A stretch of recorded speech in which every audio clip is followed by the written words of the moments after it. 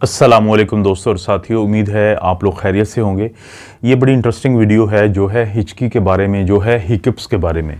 अगर देखा जाए तो जो अक्सरियत है लोगों की, उनको शायद ही ज़िंदगी में कभी इस मसले का सामना करना पड़ा हो, लेकिन आपकी किसी न किसी फैमिली के मेंबर के साथ ये ज़रूर हुआ है कि जब उनको हिचकी लगती है तो उसके बाद वो रुकने का नाम नहीं लेती। तो यानी ये दोनों किस्म की आपको ये सामना करना पड़ सकता है। बाज़ औक़ात तो अगर हम इसकी वजूहात की बात करें तो बाज़ औक़ात तो इसकी बिल्कुल एक आम सी वजह होती है, कोई ख़ास वजह नहीं होती। जैसे कि अगर हम बात करें कि एक शख्स है, वो बहुत ज़्यादा खाना खाता है, वो बहुत ज़्यादा बातें करते हुए अक्सर हवा को हम अंदर लेके जाते हैं। कोई शख्स बहुत ज़्यादा एक्साइटमेंट में चला जाता है, बहुत ज़्यादा हंसता है, बहुत ज़्यादा खुश होता है या बहुत ज़्यादा स्ट्रेस ले लेता है। इसी तरह से बाज़ औक़ात हम कुछ ऐसी ये बोतलें पीते हैं, मशरूबात पीते हैं जिसको हम कार्बोनेटेड बेवरेजेस कहते हैं, कि जिनके अंदर गैस होती है। इसी तरह बाज़ औक़ात आप अगर बहुत ज़्यादा गर्म चीज़ का इस्तेमाल करने के बाद, पीने के बाद, उसके बाद ठंडी चीज़ पी लें, उस वक़्त आपको हिचकी लग सकती है। और इसी तरह से बाज़ औक़ात अगर आप एक गर्म शावर लेते हैं, उसके बाद आप ठंडा शावर लें, तो ये भी एक वजह बन सकती है। यानी वो वजूहात बनती हैं हिचकी की जिनको हम आम वजूहात कहते हैं। लेकिन बाज़ औक़ात इसकी बड़ी सीरियस वजह भी होती है कि हमारे जिस्म में कहीं ना कहीं पे कोई ऐसी बीमारी भी हो सकती है, ख़ुसूसी तौर पे वो हिचकी जो रुकने में नहीं आ रही हो, जिसको हम कहते हैं परसिस्टेंट हिकअप्स। तो उसमें हो सकता है कि खुदा न खास्ता कहीं ना कहीं पे हमारे दिमाग का मसला हो, हमारी आंतों का मसला हो, हमारे फेफड़ों का मसला हो, तो वो भी एक सीरियस वजह हो सकती है।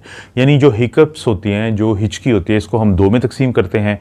एक वो जो सादा हिचकी होती है, जो थोड़ी देर के लिए होती है, जो रुक जाती है, और कैसे रोकना है वो आगे जाके मैं आपको उसका तरीका भी बता देता हूँ। और दूसरी होती है एक ऐसी हिचकी जिसके लिए ज़रूरी होता है कि हम उसको इन्वेस्टिगेट करें कि उसकी कोई बहुत बड़ी मेडिकल की रीज़न तो नहीं है। तो ये दोनों किस्म की जो हिचकी है उसको हमने सामने रखना है। बात करें कि इसकी हम इन्वेस्टिगेशन कैसे करते हैं, कैसे हम इसकी वजह तलाश करते हैं, तो सबसे पहले तो डॉक्टर जो होता है वो आपकी डिटेल में हिस्ट्री लेते हैं, फिर वो आपको मुकम्मल तौर पे आपका फ़िज़िकल एग्जामिनेशन और ख़ुसूसी तौर पे जो आपका असाबी मुआयना होता है या न्यूरोलॉजिकल एग्जामिनेशन है वो करते हैं। इसके अलावा आपके जिगर के टेस्ट करवाए जाते हैं और आपके गुर्दों के टेस्ट करवाए जाते हैं, यानी यूरिया क्रेटिनिन जो गुर्दों का टेस्ट होता है, और जो जिगर का टेस्ट होता है जिसको हम बिलोरुबिन है या लिवर फंक्शन टेस्ट है, या इसी तरह से ALT और AST के एंजाइम है। क्योंकि जिगर और गुर्दों की बाज़ औक़ात छुपी हुई बीमारी भी आप में हिचकी लगाने की या लगने की वजह बन सकती है। इसी तरह से लोगों को हम एक्सरे करते हैं ये देखने के लिए कि कोई फेफड़ों के साथ मसला तो नहीं है। अगर इन तमाम कोशिशों के बावजूद किसी की हिचकी की वजह, और कौन सी हिचकी, जो मुसलसल चलती रहती है, जो बार बार होती है, वो ना मिले, तो उसके बाद हम सर का या दिमाग का CT स्कैन करवाते हैं, हम चेस्ट का CT स्कैन करवाते हैं, हम पेट का CT स्कैन या MRI करवाते हैं, ताकि असल वजह को पकड़ा जाए, जड़ को पकड़ा जाए उन लोगों में जिनमें हिचकी या तो बार बार होती है या बाज़ लोगों में तो हिचकी रुकने में ही नहीं आती। बात करें इसके इलाज की, तो ज़ाहिर है एक बात तो आपको सबको पता है कि सबसे पहले ज़रूरी है कि आप अपने डॉक्टर से ज़रूर बात करेंगे, उनसे मशवरा करेंगे। और जिस तरह से हिचकी की जो वजूहात हैं वो बड़ी सादा और बड़ी जो डेंजरस या ख़तरनाक होती हैं, इसी तरह से इसका जो ट्रीटमेंट है वो भी सादा भी होता है बिल्कुल, और बाज़ का दवाइयों का हमें सहारा लेना पड़ता है। सादा से मुराद ये है कि हम अपने मरीज़ को कहते हैं जिसकी हिचकी ना रुक रही हो, कि वो इस तरीके से बैठे कि उसके जो घुटने हैं वो उसकी चेस्ट को लगें, यानी जो उसकी नीज़ हैं वो उसकी चेस्ट को लगें।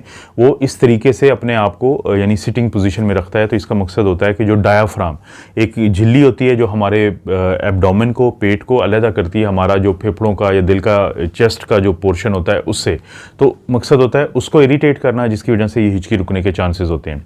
फिर बाज़ औक़ात हम जो हमारे गले का पिछला हिस्सा है जिसको हम नेज़ोफेरिंक्स कहते हैं, उसको हम, यानी अब मैं डॉक्टर्स की बात कर रहा हूँ, उसको हम स्टिमुलेट करते हैं। कैसे करते हैं? बाज़ औक़ात एक जो चीनी का चम्मच होता है, यानी वो जो दानेदार चीनी होती है, तो वो खुश्क चीनी हम किसी को, मरीज़ को कहते हैं कि वो चबा ले, वो निगलेगा, तो उससे चांसेस होते हैं कि नेज़ोफेरिंक्स जो है वो इरिटेट होगा, जिसकी वजह से हिचकी रुक सकती है।